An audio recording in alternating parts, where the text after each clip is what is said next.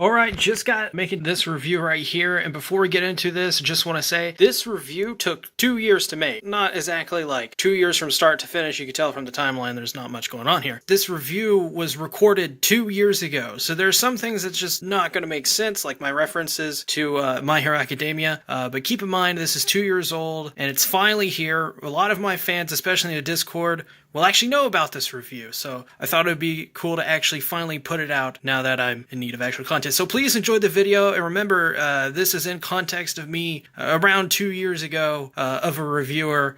I'm not as good as I am now, so enjoy the video. Going back to the dark ages of man, I am doing this review as if I am still a 12-year-old who enjoys shonen, as this is the only way I can get through shonen these days. Wait a second. I watched the 7 Deadly Sins all the way through, even the OVAs. It's also a shonen? Well, color me surprised. This is legitimately the only shonen I've fully completed in years. And I do mean that. I haven't even completed My Hero Academia, and I completed this one! In a world similar to the European Middle Ages, the feared yet revered Holy Knights of Britannia use immensely powerful magic to protect their region of Britannia and its kingdom. However, a small subset of the knights supposedly betrayed their homeland and turned their blades against their comrades in an attempt to overthrow the rulers of Leone. They were defeated by the Holy Knights, but rumors continued to persist that the legendary knights called the 7 Deadly Sins were still alive. 10 years later, the Holy Knights themselves stage a coup de grace, coup d'etat, tyrannical rulers of the Kingdom of Leone. Based on the best-selling manga series of the same name, Nanatsu no Taizai follows the adventures of Elizabeth, the third princess of the Kingdom of Leone, and her search for the 7 Deadly Sins. With her help, she endeavors to not only take back her kingdom from the Holy Knights, but also to seek justice in an unjust world.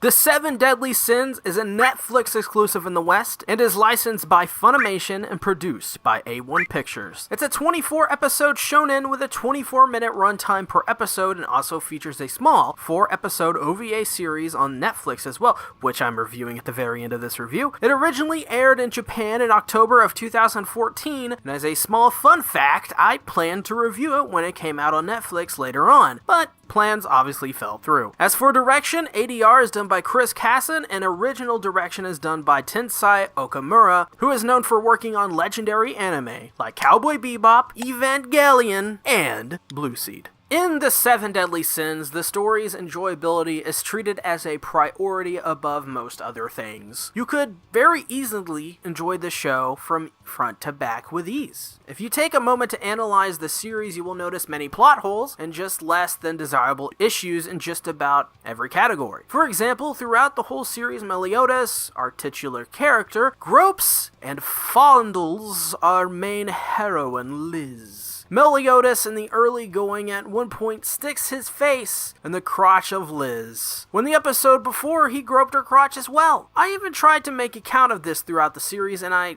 stopped at 9, because I just couldn't keep up. But trust me, there were more than 9 instances of this occurring. This right here is an example of one of the many things that clog up the story, and keep it from becoming an anime that is great. As for the pacing of the 7 Deadly Sins, it's for your most part your standard shonen affair. I think it's a lot better than normal standard shonen. This one does it by seasons like My Hero Academia, and because of that, it's way better paced than those other series, to be honest. And that's probably because you're getting them in pretty wholesome chunks. 7 Deadly Sins, though, pretty well paced for the most part, and most of them are pretty enjoyable. There are, like I said, a lot of plot holes, and I could name a lot of them. It's got a good story, so that's something good. Characters in the 7 Deadly Sins are likely some of the best parts of this series. The show makes the characters feel so important, it makes me want to get behind them. It's all too common in shonen to hate your main characters, but in this one, the characters are the main attractions. For example, I really love the dynamic between all the 7 Deadly Sins and their friendships, and how they interact with one another.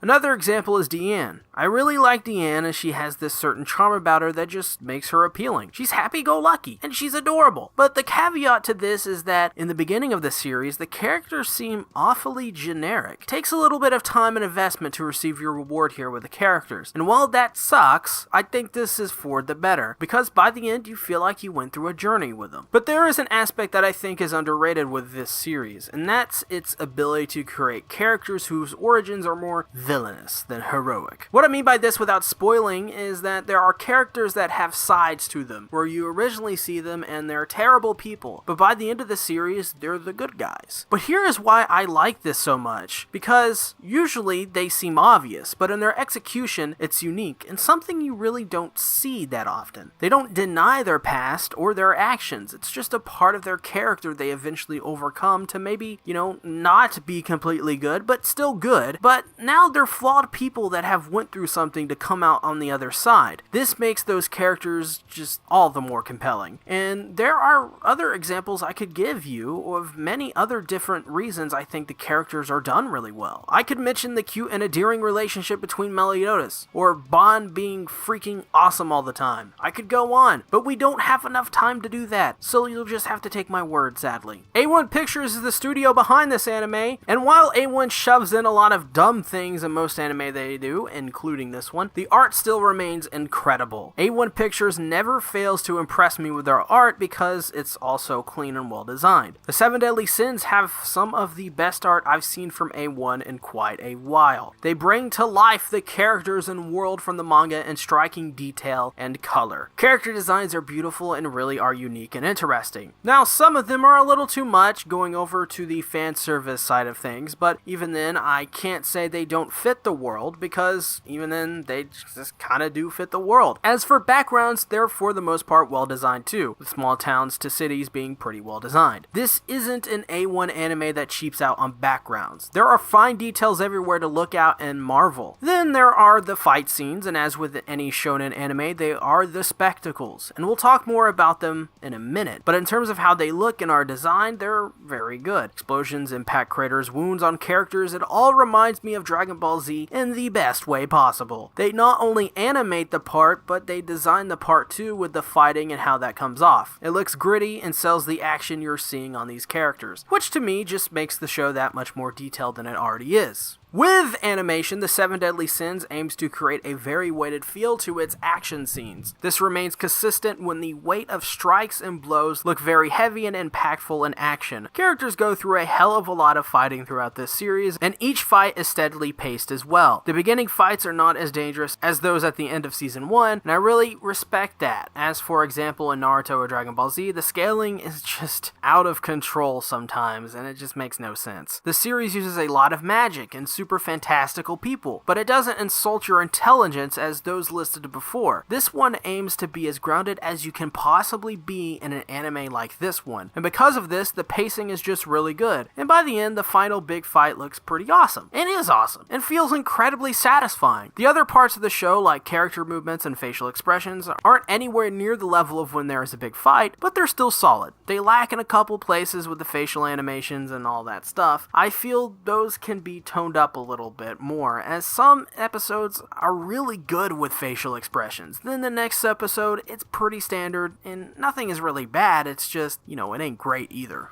The music in The Seven Deadly Sins is done by Hiroyuki Sawano, and he does a pretty good job with the score throughout the majority of this series. Fight scenes, character moments, fast scenes, slow scenes, you think of it, and the score for it always pretty much fits. Personally, I'm not a fan of Sawano's work, as I felt in other anime his scoring was good, but it was never an aspect I really cared for. His work, I would say, is most synonymous with Attack on Titan. But I think The Seven Deadly Sins is Sawano's best work yet. His music helps make a lot of these scenes in the show that much more compelling. The score has a sense of scale to it, and since this is also a shonen, there is a hint of mystery to his music for this as well. This all works together to help really prop up the world we see in the show. It's not going to do as good of a sell job as the art or animation, even the voice act, but for a score, this does the job well enough. ADR animation is done by Chris Kaysen in this series, and he does a great job directing the anime. I really like the cast for this series, and I'm glad I chose the dub when I watched this series. We have great talent in the dub, like Erica Mendez and Bryce Papenbrook, to even Kyle Herbert. The Japanese subs, though, they aren't that bad either. We have a couple names like Jun Fukuyama and Sora Amamiya as well. But to me, you can't go wrong with either here. The English dub will have things that are better than the Japanese dub, and the Japanese dub will have things that are better than the English dub. It's pretty middle of the road in terms of this for the series, in my opinion. The moments when there is more action, the Japanese cast I think does that the best, but the English dub gives us great character moments and new personalities to these characters. I don't hear Deanne as Oi Yuki. I hear her as Erica Mendez, which is a great sign that the dub is doing something good here. But either way, you can't go wrong with either, so I'll leave it up to you. The Seven Deadly Sins has a lot of problems with its story, but makes up for it with pretty much everything else. And even when the show is at its worst, it's only for a brief moment. The show remains consistent and still manages to churn out memorable, and most importantly, fun episodes that are 24 minutes that watch like 12 minutes. The Seven Deadly Sins isn't anywhere near perfect, but it shouldn't be ignored if you haven't already watched it. Give it a shot. You may enjoy it. I give The Seven Deadly Sins Season 1 a 7 out of 10. Now, like I promised earlier, I'm going to do a bonus review for the OVAs over on Netflix. For the most part, it's consistent with everything but the animation and story. These OVAs really feel cheap, and they're basically just fan service for your fans who apparently didn't get enough of that. I think the OVAs are completely skippable, and if you decide to go watch them, go in expecting really, really bad episodes. The best way to describe these OVAs in one sentence is everything you hated about the Seven Deadly Sins mixed with some good qualities you may have enjoyed in Season 1. The Seven Deadly Sins OVAs get a 5 out of 10. And there it is, the review that took 2 years to finally put out. If you haven't already, make sure to subscribe if you're new here and click on some of these videos. And if you have $1 to spare, you can support me over on Patreon, where I offer exclusive content you probably don't want to miss out on. So with that, thank you guys, and comment down below what are your thoughts on the Seven Deadly Sins. Bye-bye.